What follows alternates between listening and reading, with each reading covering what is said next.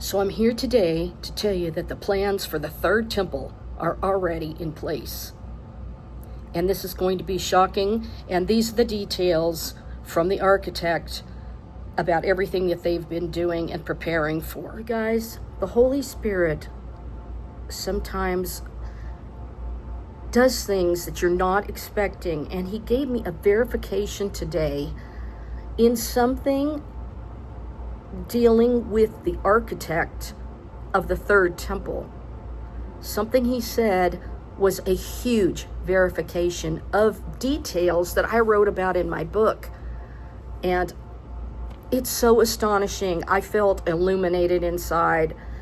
And I used to have that feeling all the time when I was writing the details in my book.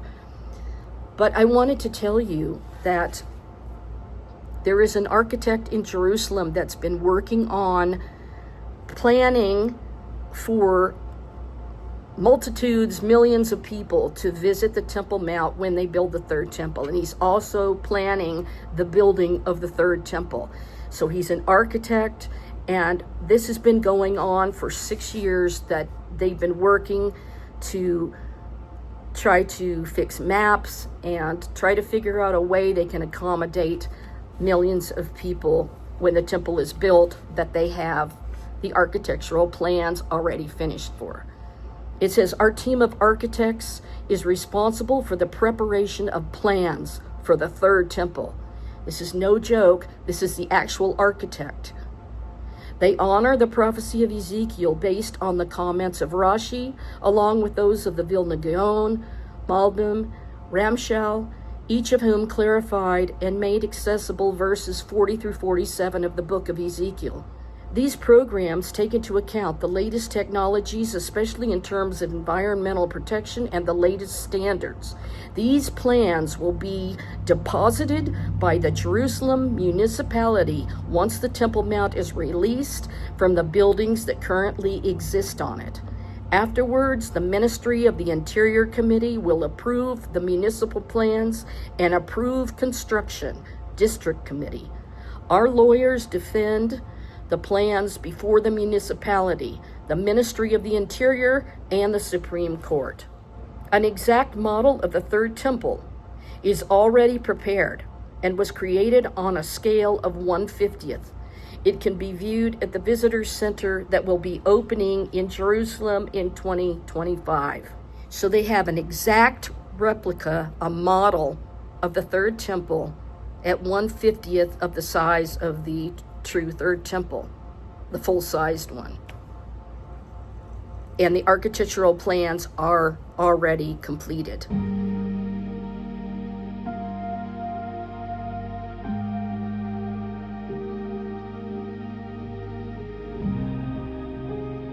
Building, which is 150 meters long and 150 meters wide and of varying heights, can be seen throughout Jerusalem. Construction will begin once these plans receive approval from the Jerusalem municipality building permit. Future development plans of the Jerusalem municipality to receive visitors from around the world are already prepared. Additionally, construction of road maps, electrification, trams, and all roads are currently ongoing. And they're already working on the plans of development to give to the Jerusalem municipality so that people from all over the world can come to Holy Mount Moriah, to this third temple. This architect said something that blows my mind. And it has to do with something I talked about in my book about Jesus' resurrection. But he's not associating anything with what I said in my book at all. And yet he verified exactly what I detailed in my book. And I was illuminated inside. And I knew that this was something extraordinary coming before my face. And I came to share some of this with you. And maybe I'll go into detail about that. It's a little bit complex and there's a lot of parts to it. But wow, this is truly incredible They already have the chief architect who's already made the plans, and it's ready to go as soon as they get the approval for the construction. Whew. To think that Jews all over the world prayed for this to happen for 2,000 years and they never saw it, and we're seeing this happening.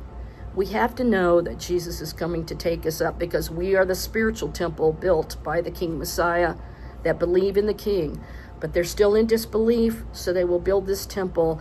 And then at the end of the 7 years, which ironically the architect said,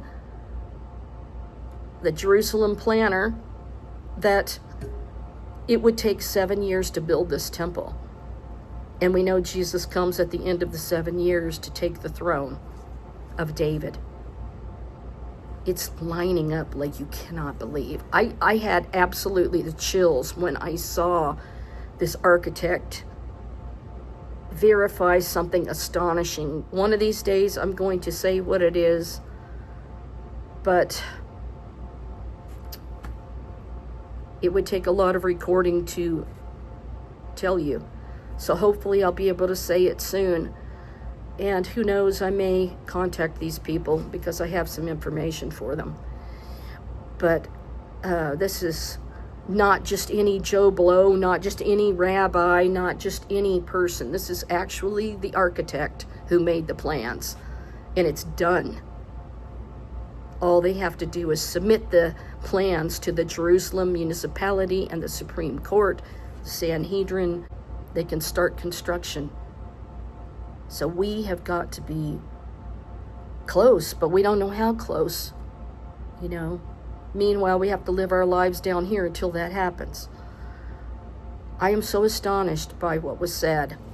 The construction department is designed to plan construction of the temple, along with engineers, architects, and construction companies, in compliance with the law, particularly regarding allocation of tools and materials that will serve God's building. The department itemizes the costs of excavation, construction, and finishing. Presentation of concrete feasibility of construction of the temple to politicians and the media is a critical element to project success. We all understand that this is in our hands. We, the people of the hour, are interested in performing this good deed, mitzvah, together. If construction of the second temple took 7 years with the methods that they had at the time, we believe that construction today will also take 7 years from the start of the work. We will use modern techniques and materials while remaining faithful to the texts that focus on the subject. So this is the chief architect, the planning architect of Jerusalem. And he's saying that the temple will take 7 years from the start of the work to build to completion. Interesting that the time of Jacob's trouble is the 7 years. Now they will involve the legal department, and this department protects the right to build the third temple on the Temple Mount by presenting responses with their sources. To whom does the Temple Mount belong? Is there a written agreement between Israel and the Jordanian Waqf? How many branches of the Waqf are there on the Temple Mount? Is the prohibition on prayer on the Temple Mount legal? And by the way, just recently they started allowing Jews to sing and I think dance up there as well as pray. Who manages the Temple Mount? Can Israel be legally sovereign over the Temple Mount?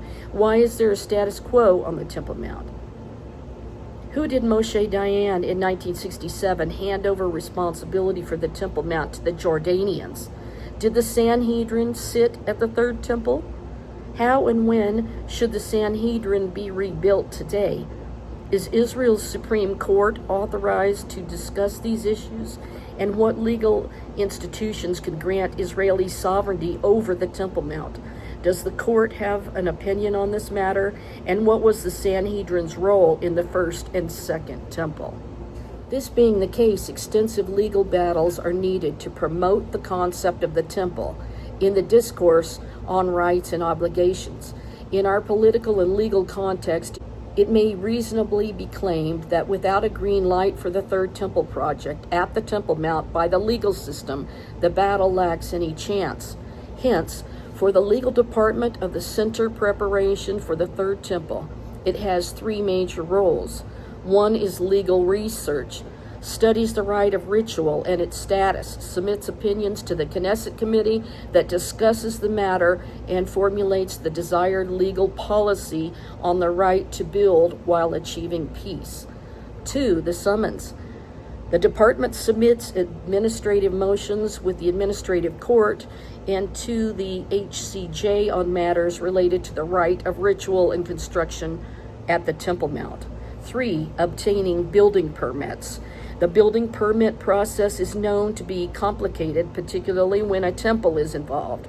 There are committee requirements, and the department must formulate a plan for the Temple Mount area, building instructions for the third temple, and must advance plans in the relevant institutions. These three actions are being performed simultaneously. When we influence future policy, we challenge the government's decisions that contravene the Temple Mount vision, our vision, and the vision of the people of Israel.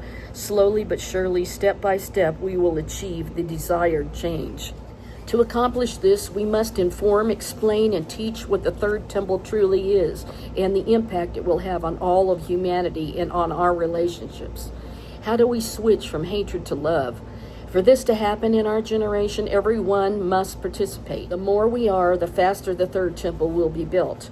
Our goal is to reach 1 million subscribers by 2025, 500,000 of whom being Israelis of all religions, of any obedience.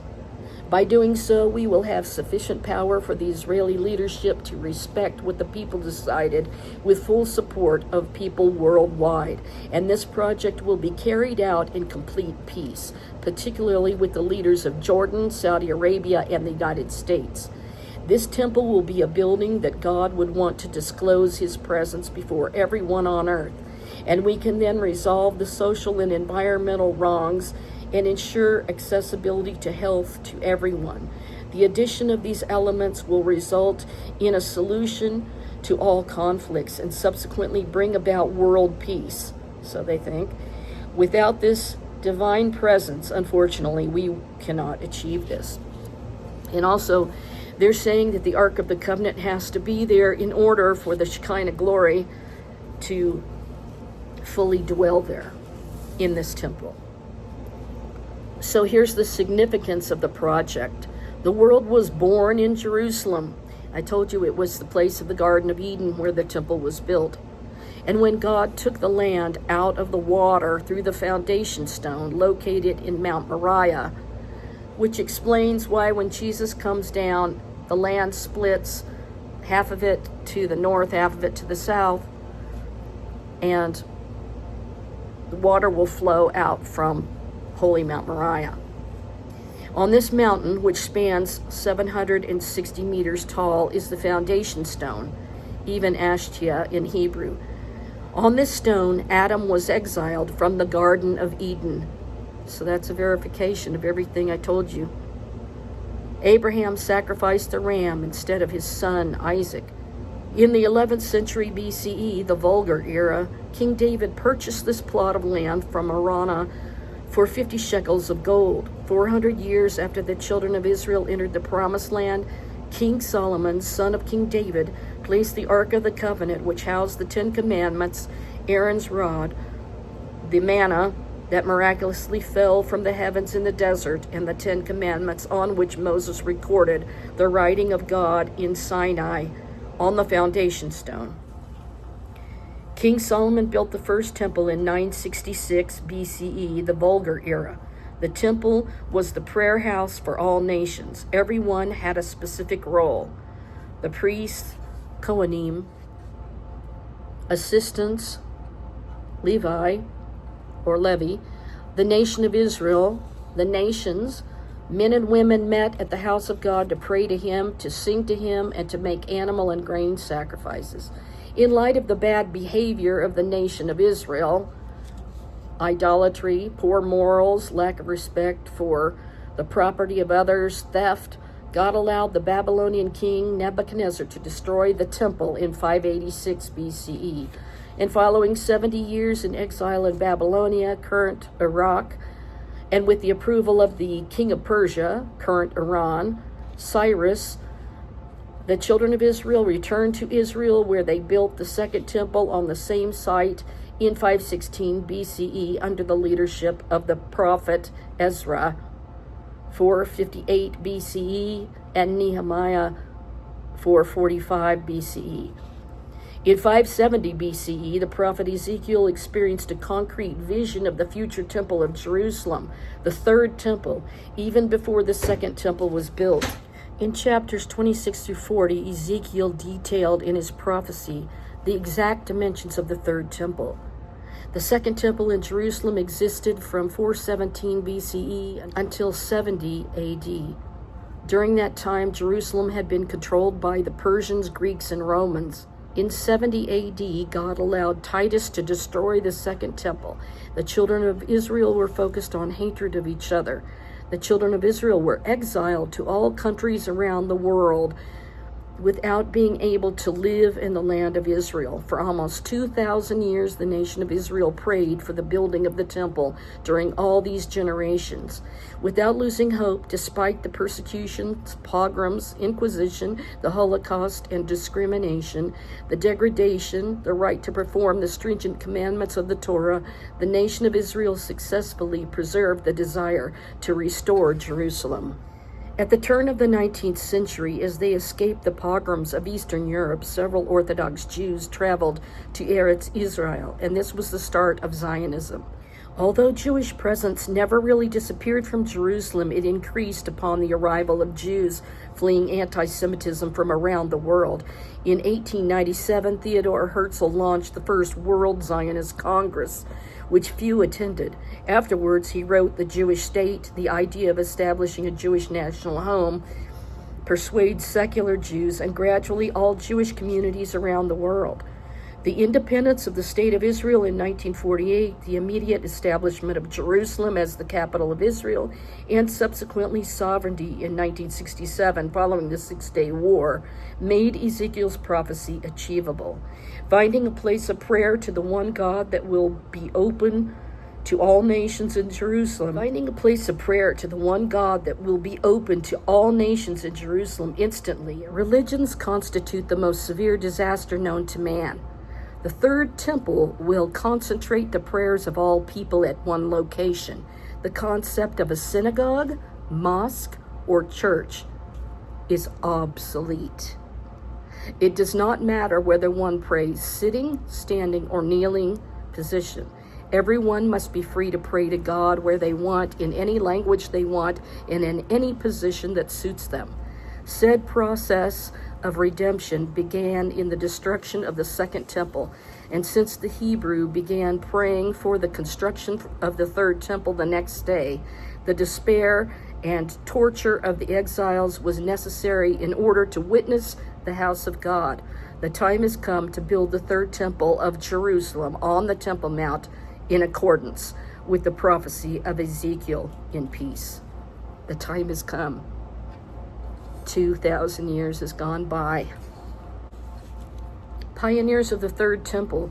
In every nation and every country, there are people who understood that God exists, that he created humanity, and that he is one, and the same for 8 billion people. In every nation and every country, there are people who understood that God exists, that he created all humanity. People who do not identify with the church, the Vatican, with the Kohanim, the imams or rabbis, yet still honor God and place their faith in him.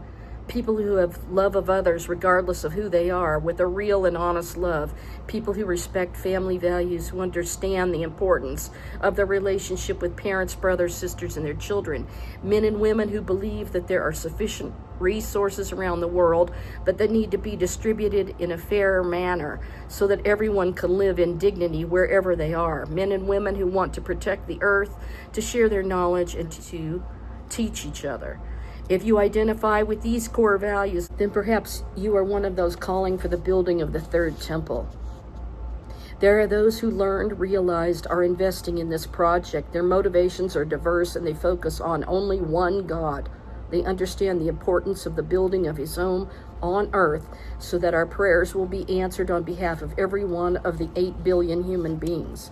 Jerusalem and Israel are home to dozens of associations to build the temple, and there are no more than 1,000 highly motivated people in these associations. Several evangelists support the building of the temple, since this will facilitate the return of Jesus.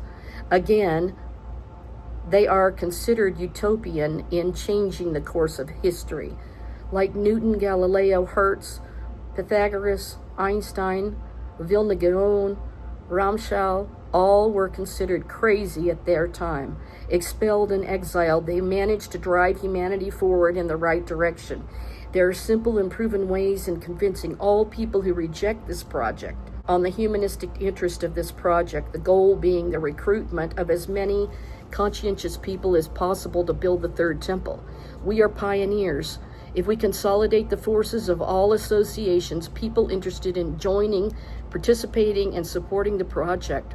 The significance of this project is increasing awareness in every human being of why the third temple should be built in Jerusalem and the way it should be built. The third temple will come from the people. The people is each and every one of us. Politicians, media, supporters will do what the people want. Hence, we have an opportunity to fulfill the prophecy of Ezekiel. Let's, both pioneers and players in this collective mitzvah that may significantly improve the welfare of all people on this earth on 5 continents by building a temple that will be a receptacle for the divine presence. Together, every one of us will build a better world. In this way, we should also create a different movement of thought and raise awareness of the urgency of building the temple for the good of humanity. And it's not well known, and it's not heard anywhere, and so I'm bringing it to you because God put it before me today. Ponder and think on these things because, the rapture has got to be, I would think it would happen before the construction starts. That's my own personal opinion based on Daniel's 70th week, with the last 7 years being the time for Israel, for them to complete what they're supposed to accept and see their king. So it's astonishing. So I'll see you in the next video.